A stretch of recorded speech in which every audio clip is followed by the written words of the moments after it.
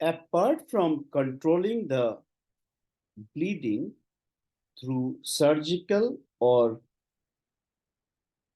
interventional radiological or endoscopic means, one very important aspect of managing hemorrhagic shock is damage control resuscitation. Now, this damage control resuscitation has got three important pillars. First of all, the first principle of damage control resuscitation is to limit cumulative volume of crystalloids. As we know, if with a crystalloid infusion, blood pressure goes up too much, it can promote rebleeding because it can pop off the clot which is just newly formed.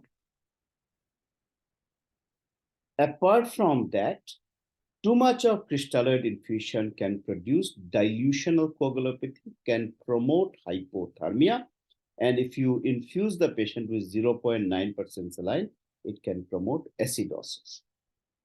So a focus should be on limiting the overall crystalloid infusion. Several studies have looked into this matter and tried different strategies to achieve this goal.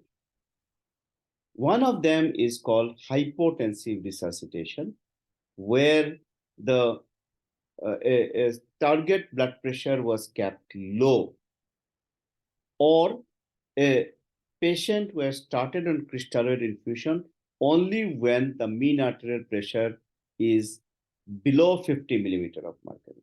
So this is how we can achieve a or minimize a total cumulative fluid balance. Some researchers have tried, especially in patients with penetrating trauma, that don't give any fluid at all till the time hemostasis is achieved. But unfortunately, we cannot generalize these study results to all our patients because there are certain caveats. What about those patients where hemostasis could be achieved only very late because of administrative reason or because of lack of expertise available locally? What about patients with associated traumatic brain injury or traumatic spinal cord injury, where we need to keep a higher mean arterial pressure to maintain the perfusion of the brain or spinal cord? So in those cases, it is important to personalize our approach to limiting crystalloids.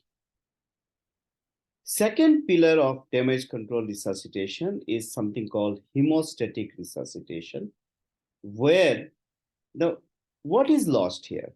The blood volume along with hemoglobin and RBCs are lost in hemorrhagic shock.